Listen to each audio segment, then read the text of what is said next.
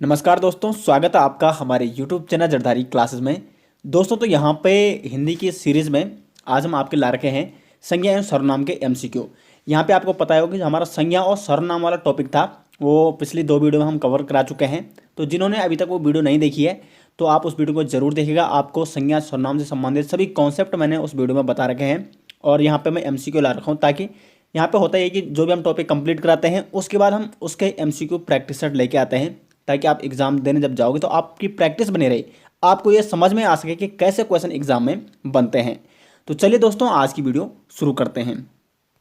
Question number 1 है दोस्तों, मैं अपनी गाड़ी में जाऊंगा में रेखांकित शब्द में सर्वनाम क्या है। अब देखो इस वाक्य में रेखांकित शब्द कौन सा है, मैं। तो मैं में आपको बताना है कि इसमें सर्वनाम कौन सा है। सर्वनाम आपको पता ही होगा जो संज्ञा के स्थान पर प्रयुक्त होते हैं। तो इसका जो राइट आंसर आ जाएगा ऑप्शन बी, मैं में क्या है यहाँ पे उत्तम पुरुषवाचक सर्वनाम। अब देखो पुरुषवाचक सर्वनाम क्या होता है वो मैं आपको सर्वनाम वाली वीडियो में वैसे बता चुका हूँ। तो पुरुषवाचक सर्वनाम होते हैं 3 टाइप के, उत्तम पुरुषवाचक सर्वनाम, मध्यम पुरुषवाचक और अन्य पुरुषवाचक।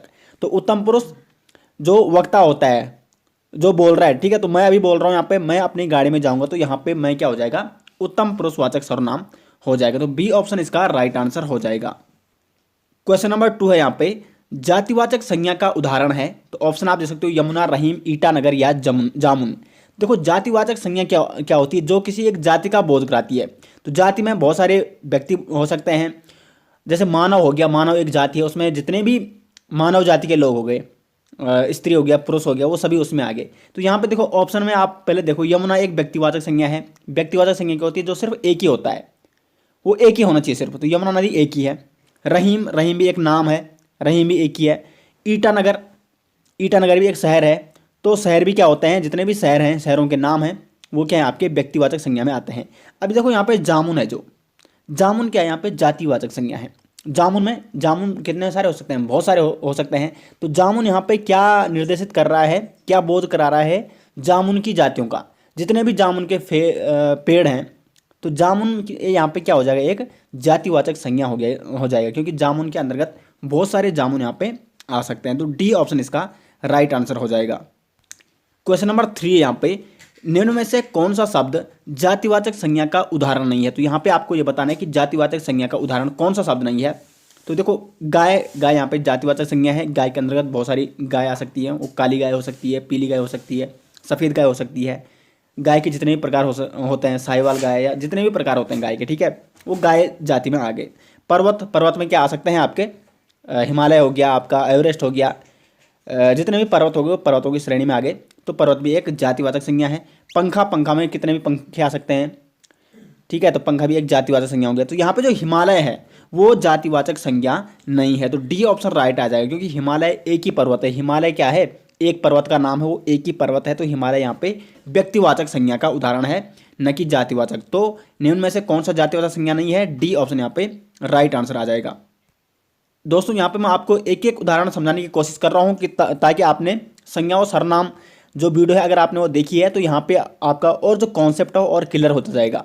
तो इसलिए आपको ये वीडियो भी ढंग से देखनी है और अच्छे से समझना है। क्वेश्चन नंबर 4 है यहाँ पे, सर्वनाम के कुल कितने भेद हैं। तो सर्वनाम के यहाँ पे टोटल कितने भेद होते हैं, 6 भेद होते हैं। सी ऑप्शन यहाँ पे राइट आंसर है। क्वेश्चन नंबर 5 है यहाँ पे, गुलाब सुंदर फूल है।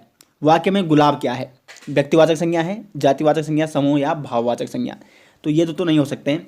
इसका जो राइट आंसर है ऑप्शन बी, गुलाब एक क्या है, जातिवाचक संज्ञा है। गुलाब से किसका भेद हो रहा है, किसका बोध हो रहा है, जितने भी गुलाब के फूल हैं, जितने भी गुलाब के अंतर्गत आते हैं। गुलाब के फूल कितने, मतलब बहुत सारे हो सकते हैं ना गुलाब के फूल। यहाँ पे रख दिए बहुत सारे गुलाब के फूल, तो आप क्या कहोगे, ये गुलाब का फूल है। तो गुलाब के फूल के अंतर्गत बहुत सारे गुलाब के फूल आ गए। तो गुलाब क्या है, एक जाति को बोध करा रहा है, गुलाब जाति। तो यहाँ पे बी ऑप्शन इसका राइट आंसर है। अगर मैं यहाँ पे ये कहता हूँ कि गुलाब आ रहा है, गुलाब माना किसी लड़के का नाम होता है, और मैं यहाँ पे ये कहता कि गुलाब आ रहा है, तो गुलाब वहाँ पे क्या हो जाएगा, व्यक्तिवाचक संज्ञा हो जाएगा, क्योंकि वो एक व्यक्ति है, वो सिर्फ एक ही है जो आ रहा है वहाँ पे, ठीक है। तो इसका यहाँ पे बी ऑप्शन राइट आंसर है। क्वेश्चन नंबर 6 है यहाँ पे, आजकल हर शहर में रावण पैदा हो रहे हैं, में रेखांकित शब्द में कौन सी संज्ञा है। देखो यहाँ पे रावण, अब देखो अगर ये सिर्फ ये पूछता है कि रावण को श्री राम प्रभु ने मारा, तो रावण वहाँ पे एक व्यक्तिवाचक संज्ञा था, क्योंकि रावण एक ही था। लेकिन यहाँ पूछा गया है आजकल हर शहर में रावण पैदा हो रहे हैं, तो रावण यहाँ पे जातिवाचक संज्ञा है। अभी मैंने आपको बताया था कि कुछ शब्द ऐसे होते हैं वहाँ पे क्या होता है, जो व्यक्तिवाचक संज्ञा होती है उसको जातिवाचक संज्ञा के रूप में प्रयोग करते हैं किसी वाक्य में। तो यहाँ पे वाक्य क्या है, आजकल हर शहर में रावण पैदा हो रहे हैं। तो जो ये रावण है यहाँ पे वो उस दशानन को, मतलब जिसको श्री राम ने मारा, उसको बोध नहीं करा रहा, बल्कि किनका बोध करा रहा है, जितने भी इस दुनिया में क्या है पापी लोग हैं, जितने भी बुरे कर्म करते हैं, तो वो सब किसके अंतर्गत आ गए, यहाँ पे रावण की श्रेणी के अंतर्गत आ गए। तो उन सब की जातियाँ, यानी रावण कौन हो गए, वो सब जितने भी बुरे लोग हैं। तो आजकल हर शहर में रावण पैदा हो रहे हैं। तो हर शहर में जो रावण पैदा हो रहे हैं, मतलब हर शहर के बुरे लोग, तो वो सारे आ गए रावण के अंतर्गत। तो रावण यहाँ पे उन बुरे लोगों की जाति हो गई। ठीक है, यहाँ पे रावण व्यक्तिवाचक न होकर क्या हो रहा है, आपका जातिवाचक संज्ञा का उदाहरण है। तो ए ऑप्शन इसका राइट आंसर आ जाएगा। क्वेश्चन नंबर 7 है यहाँ पे, तुम्हें क्या चाहिए, रेखांकित शब्द का सर्वनाम क्या है। देखो रेखांकित सर्वनाम क्या है, इसमें रेखांकित शब्द कौन है, क्या। तो क्या में आपको बताना है कि सर्वनाम कौन सा है। तो मैंने आपको वहाँ पे बताया था सर्वनाम वाली वीडियो में, क्या क्या होता है, हम कब यूज़ करते हैं, क्या कहते हैं, जब हम प्रश्न पूछते हैं क्या हो गया है, ठीक है, वहाँ पे क्या हो रहा है। मैंने आपको ये उदाहरण भी दिया था, रसोड़े में कौन है, कौन था। ठीक है, तो कौन का मतलब यहाँ पे क्या है, प्रश्न पूछ रही है। ठीक है, क्या भी यहाँ पे क्या है, प्रश्न पूछने की जगह पे प्रयोग होता है। तो यहाँ पे प्रश्नवाचक सर्वनाम आ जाएगा। बी ऑप्शन इसका राइट आंसर हो जाएगा। क्वेश्चन नंबर 8 है यहाँ पे, निम्न में से द्रव्यवाचक संज्ञा का उदाहरण नहीं है। देखो द्रव्यवाचक संज्ञा जिसमें द्रव, ठोस, गैस ये सारे आ जाते हैं। ठोस में आपका धातु हो गया, अधातु हो गया, द्रव में आपका पानी हो गया, शहद हो गया, घी हो गया, ये सारे क्या हैं, ये द्रव हैं। और आपका गैस में आ गया कोई भी गैस, हाइड्रोजन, ऑक्सीजन। तो ये द्रव्यवाचक संज्ञा के उदाहरण है। अब देखो इसमें कौन सा द्रव्यवाचक संज्ञा का उदाहरण नहीं है। लोहा आपका ठोस हो गया, ये द्रव्यवाचक संज्ञा का उदाहरण है। पानी लिक्विड हो गया, ये भी द्रव्यवाचक संज्ञा का उदाहरण है, द्रव के अंतर्गत आता है। पीना और धुआं, तो धुआं भी क्या हो गया, गैस हो गया, तो ये भी द्रव्यवाचक संज्ञा के अंतर्गत आता है। तो पीना, यहाँ पे पीना क्या हो जाएगा, द्रव्यवाचक संज्ञा का उदाहरण नहीं है, क्योंकि पीना क्या है, यहाँ पे एक क्रिया है, न कि कोई संज्ञा। तो लोहा, पानी, धुआं ये सब द्रव्यवाचक संज्ञा के उदाहरण हैं, बल्कि पीना द्रव्यवाचक संज्ञा का उदाहरण नहीं है। तो सी ऑप्शन यहाँ पर राइट आंसर है। क्वेश्चन नंबर 9 है यहाँ पे, मैं अपना काम स्वयं करता हूँ, स्वयं में कौन सा सर्वनाम है। तो आपको ये बताना स्वयं में कौन सा सर्वनाम है। तो स्वयं निजी के लिए वो बोल रहा है, मतलब अपने लिए बोल रहा है कि मैं यहाँ कोई भी व्यक्ति अपने लिए बोल रहा है मैं अपना काम स्वयं करूँगा। तो जहाँ पे स्वयं के लिए या निजी शब्द के लिए, मतलब खुद के लिए जिस सर्वनाम का प्रयोग होता है उसे कहा जाता है निजवाचक सर्वनाम। तो इसका यहाँ पे सी ऑप्शन राइट आंसर आ जाएगा। जैसे अपने आप, मैं यह काम अपने आप करूँगा, मैं यह काम स्वयं करूँगा, मैं अपनी गाड़ी में स्वयं जाऊँगा। तो ये सारे उदाहरण मैंने आपको निजवाचक सर्वनाम के बताए भी थे वहाँ पे। तो सी ऑप्शन इसका राइट आंसर है। क्वेश्चन नंबर 10वां है यहाँ पे, उससे क्या पता जिसे कभी कोई कष्ट न हुआ, मैं रेखांकित शब्द का मैं सर्वनाम क्या होगा। तो देखो उससे क्या पता जिसे, तो यहाँ पे दो सर्वनाम के बीच क्या हो रहा है, संबंध दर्शाया जा रहा है। जिसे, तो जिसे, जिसको, ये सारे क्या होते हैं, संबंधवाचक सर्वनाम होते हैं। तो इसका यहाँ पे ए ऑप्शन राइट आंसर है। दोस्तों यहाँ पे आपको एक बार जब आप वीडियो देख दोगे समझ में आपको अच्छे से आ जाएगा, तो दोबारा आपको खुद प्रैक्टिस करनी है, तो उसके बाद आप संज्ञा और सर्वनाम कभी नहीं भूलोगे। क्वेश्चन नंबर 11 है यहाँ पे, यह दीवार मैं अपने आप ही गिरा दूंगा, मैं रेखांकित शब्द में सर्वनाम बताया। यानी आप क्या है यहाँ पे, अभी देखो आप का प्रयोग दो जगह पे होता है। एक तो आप का प्रयोग, जैसे मैं आपको कहूँगा आप पढ़ाई कीजिए या आप खाना खाइए, तो इसमें जो आप है वो है मध्यम पुरुषवाचक सर्वनाम, जिसके लिए बोला जा रहा है वक्ता द्वारा, यानी मैं अभी वक्ता हूँ और मैं आपको बोल रहा हूँ, तो आप यहाँ पे अभी मध्यम पुरुषवाचक सर्वनाम है, जो पुरुषवाचक सर्वनाम के अंतर्गत आता है। लेकिन यहाँ पे बोले यह दीवार में अपने आप, तो जहाँ पे आपका प्रयोग खुद के लिए हो वहाँ पे आप क्या हो जाएगा, आपका निजवाचक सर्वनाम हो जाएगा। तो बी ऑप्शन यहाँ पे अभी राइट है। आप यहाँ पे क्या है, अभी आपका आप एक सर्वनाम है जो कि निजवाचक सर्वनाम है। तो ये भी आपको विशेष ध्यान देना है कि आप दो जगह प्रयोग होता है। मैं आपको सर्वनाम वाली वीडियो में अच्छे से समझा चुका हूँ, यहाँ पे भी मैं आपको समझाने की कोशिश कर रहा हूँ। क्वेश्चन नंबर 12 है यहाँ पे, निम्न में से कौन सी भाववाचक संज्ञा जातिवाचक संज्ञा से बनाई गई है। अब देखो मैंने आपको बताया था कि भाववाचक संज्ञा जातिवाचक संज्ञा या आपकी सर्वनाम से या विशेषण से कैसे बनाई जाती है, या त्वा लग जाता बाद में हट लग जाता है, तो बहुत सारी चीज़ें लगती थी उसमें। तो देखो यहाँ पे क्या है, अपनत्ता, अपनत्व भी एक भाववाचक संज्ञा। यहाँ पे सारे भाववाचक संज्ञा के उदाहरण है। लेकिन कौन सी ऐसी भाववाचक संज्ञा है इसमें जो जातिवाचक संज्ञा से बनाई गई है, तो वो है सी ऑप्शन राइट। देखो बुढ़ापा किससे बना है, बूढ़ा से। बूढ़ा एक जाति है, जितने भी बूढ़े लोग होते हैं वो सारे किसके अंतर्गत आगे बूढ़े जाति के अंतर्गत आ गए हैं। लेकिन बुढ़ापा अगर पा लग गया तो बुढ़ापा एक भाववाचक संज्ञा यहाँ पे, जिससे ये इस भाव स्पष्ट हो रहा है कि वो आदमी बूढ़ा हो गया है। तो बुढ़ापा यहाँ पे क्या है, भाववाचक संज्ञा है और बूढ़ा है जातिवाचक संज्ञा है। तो बुढ़ा जातिवाचक संज्ञा में पा लगने से बुढ़ापा भाववाचक संज्ञा में बदल गया। तो सी ऑप्शन इसका राइट आंसर है। बाकी यहाँ पे जो और है जैसे अपनत्व, तो अपनत्व बनाया जब अपना में त्वा लगा बाद में तो अपनत्व बना, और अपना क्या होता है, एक सर्वनाम है। लालिमा, तो लाल के बाद जब क्या लगा, इमा लगा तो लालिमा हो गया। तो लाल भी एक क्या है, लाल एक विशेषण है। घबराहट, घबराना एक क्रिया है और उसके बाद हट लग गया घबराहट, तो वो एक भाववाचक संज्ञा बन गया।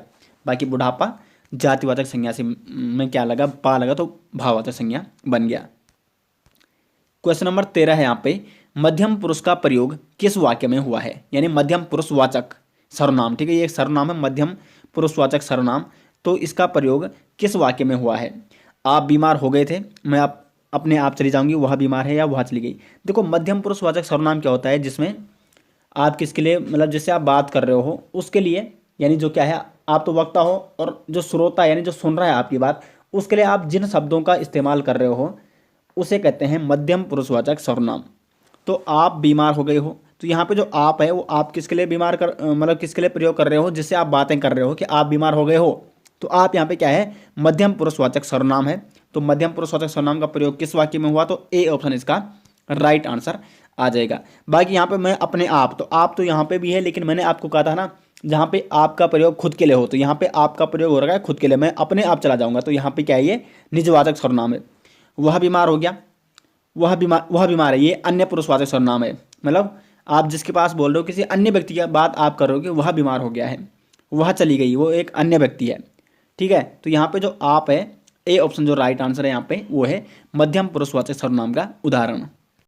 क्वेश्चन नंबर 14 यहाँ पे, क्रोध करना सेहत के लिए हानिकारक है, इस वाक्य में क्रोध क्या है।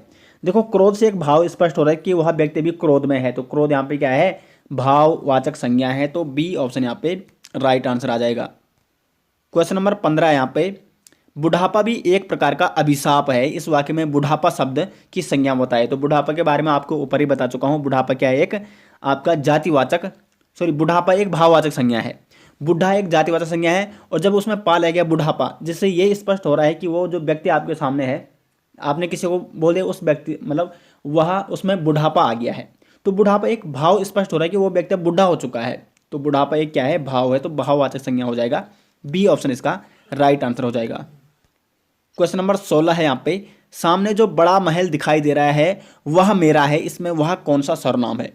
अब देखो वाक्य को अच्छे से पढ़िए, सामने जो बड़ा महल दिखाई दे रहा है वह मेरा है, तो यहाँ पे क्या है, वह क्या है, आपका निश्चयवाचक सर्वनाम है, क्योंकि जो व्यक्ति आपसे कह रहा है कि सामने जो बड़ा महल दिखाई दे रहा है वह मेरा है, तो वह भी बिल्कुल निश्चित है कि वह महल मेरा है, और आप भी बिल्कुल निश्चित हो जो देख रहे हो कि हाँ ये बता रहा है मेरे को कि वह मेरा घर है, मतलब बता रहा है ना, आपको दिखा रहा है कि वह मेरा घर है। तो दोनों यहाँ पे जो देखने वाला भी है यानी जिससे बात की जा रही है, और जो कह रहा है वो दोनों निश्चित है यहाँ पे कि वह मेरा घर है, और देखने वाला भी निश्चित है कि हाँ वह इसी का घर है। तो यहाँ पे क्या हो जाएगा, निश्चयवाचक सर्वनाम हो जाएगा। बी ऑप्शन इसका राइट आंसर है। क्वेश्चन नंबर 17 है यहाँ पे, निम्नलिखित में भाववाचक संज्ञा कौन सी है। तो भाववाचक संज्ञा क्या है यहाँ पे, देखो चढ़ना, चढ़ना एक क्रिया है यहाँ पे, चढ़ाई, तो चढ़ाई यहाँ पे भाव है, चढ़ना के बाद ई लग गया तो चढ़ाई, ठीक है। तो चढ़ाई मतलब उससे क्या भाव स्पष्ट हो रहा है कि वो व्यक्ति क्या कर रहा है, अभी चढ़ाई चढ़ रहा है। तो चढ़ना तो यहाँ पे क्रिया हो गया, लेकिन क्या चढ़ रहा है, चढ़ाई चढ़ रहा है, तो चढ़ाई एक भाववाचक संज्ञा हो गई। यहाँ पे भाव उत्पन्न हो रहा है वहाँ पे कि वो व्यक्ति चढ़ाई चढ़ रहा है, ठीक है। घबराना भी एक यहाँ पे क्या है, क्रिया है, और थकना भी यहाँ पे एक क्रिया है, तो चढ़ाई यहाँ पे क्या हो जाएगा, आपका राइट आंसर हो जाएगा। भाववाचक संज्ञा क्या है, चढ़ाई है। क्वेश्चन नंबर 18 यहाँ पे, निश्चयवाचक सर्वनाम है, तो आपको बताना कि किसमें निश्चयवाचक सर्वनाम है जिसमें निश्चितता का बोध होता है। तो देखो ऑप्शन एक एक करके मैं समझाता हूँ आपको। क्या यहाँ पे एक प्रश्नवाचक है, क्योंकि इसमें आप पूछते हो, प्रश्न पूछने में इसका प्रयोग किया जाता है।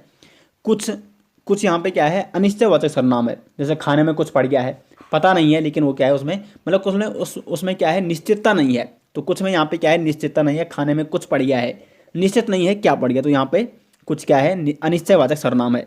कौन, तो कौन भी यहाँ पे क्या है, प्रश्नवाचक सर्वनाम है, कौन आ रहा है, वहाँ पर कौन है, तो ये सब क्या है आपके कुल मिला के ये निश्चयवाचक सर्वनाम नहीं है। बाकी जो यह है, यह एक क्या है आपका निश्चयवाचक सर्वनाम है जिससे निश्चितता का बोध हो रहा है, तो डी ऑप्शन इसका राइट आंसर है। क्वेश्चन नंबर 19 है यहाँ पे, जयचंद स्कूल से आ रहा है, वाक्य में जयचंद शब्द की संज्ञा क्या है।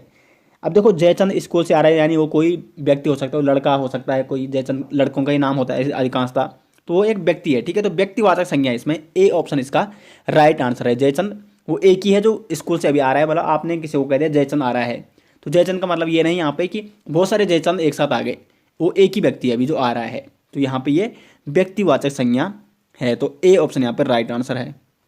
क्वेश्चन नंबर 20 है यहाँ पे, निम्न में जातिवाचक संज्ञा का उदाहरण है पुरुष, स्त्रीत्व, नारीत्व या भोलापन।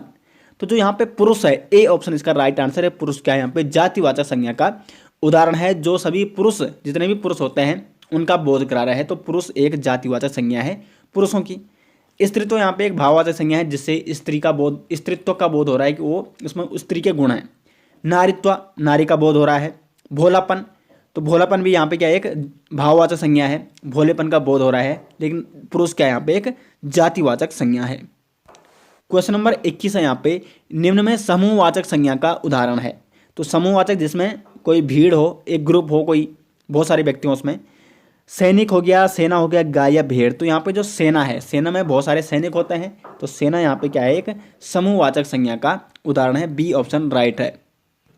क्वेश्चन नंबर 22 है यहाँ पे, शायद कमरे में कोई छिपा है। इस वाक्य में कोई शब्द क्या है। अब देखो शायद कमरे में कोई, मतलब निश्चितता नहीं है कि वो कौन भी, मतलब वो कौन है, निश्चित नहीं है ना यहाँ पे, वो अनिश्चय है। यहाँ पे कमरे में शायद कोई है, तो वो कुछ भी हो सकता है। तो यहाँ पे क्या है, ये अनिश्चयवाचक सर्वनाम है, जिसमें जिस सर्वनाम में, मतलब जिस वाक्य में निश्चितता का बोध नहीं हो रहा है, जिस सर्वनाम से निश्चितता का बोध नहीं हो रहा है, यानी वो अनिश्चयवाचक सर्वनाम है। तो सी ऑप्शन यहाँ पे राइट आंसर है।